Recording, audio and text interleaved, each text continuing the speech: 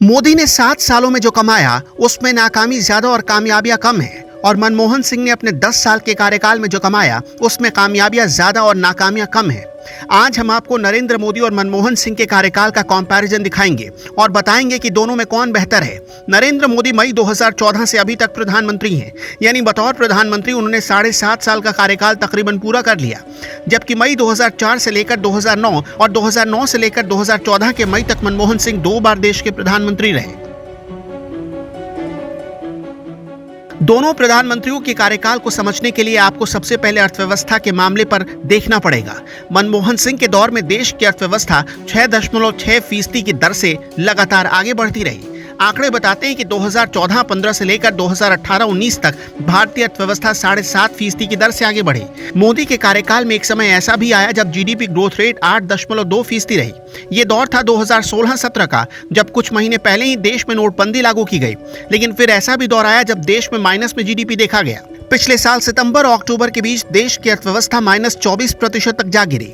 कुछ जानकार तो दावा करते हैं कि आज भी देश की जीडीपी -4% के आसपास है। हालांकि एक विवाद और भी है कि मोदी ने जीडीपी गणना के स्टैंडर्ड को बदल दिया। अर्थव्यवस्था के कई जानकार इस पर सवाल उठा चुके हैं। आरबीआई के पूर्व गवर्नर रघुराम राजन भी इस पर सवाल उठा चुके हैं। इसलिए मनमोहन सिंह के दौर से मोदी के शासनकाल में जीडीपी के आंकड़े ज्यादा लुभावने रहे। मोदी के दौर में जीडीपी स्थिर नहीं रही, उसमें भारी उतार चढ़ाव देखा गया, जबकि ऐसा मनमोहन सिंह के दौर में नहीं रहा। मोदी के राज में देश में बेरोजगारी की दर सबसे ज्यादा रही। इस सरकार में रिकॉर्ड लेवल को पार कर गई।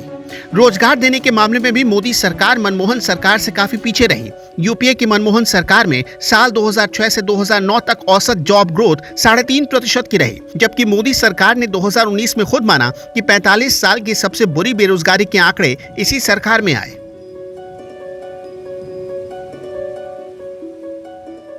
अब महंगाई कैसे बेतहाशा बढ़ती गई मोदी राज में, इसे भी देखिए। मनमोहन सिंह के दौर में पेट्रोल की कीमत करीब 65 रुपए प्रति लीटर थी। नरेंद्र मोदी के दौर में ये 103 रुपए के आसपास पहुंच गई, जबकि 3 बार मोदी सरकार एक्साइज ड्यूटी कम कर चुकी है। डीजल की कीमत मनमोहन सिंह के दौर में 47 रुपए के करीब थी, जबकि आज 96 रुपए के करीब है। प्लेटफॉर्म टिकट तब 5 से 10 रुपए में मिल जाया करता था, आज ये 50 रुपए तक पहुंच चुका है।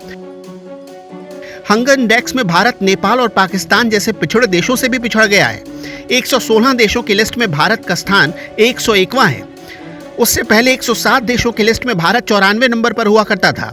और तो और एशिया में सबसे ज्यादा गरीब भारत में ही बढ़े हैं।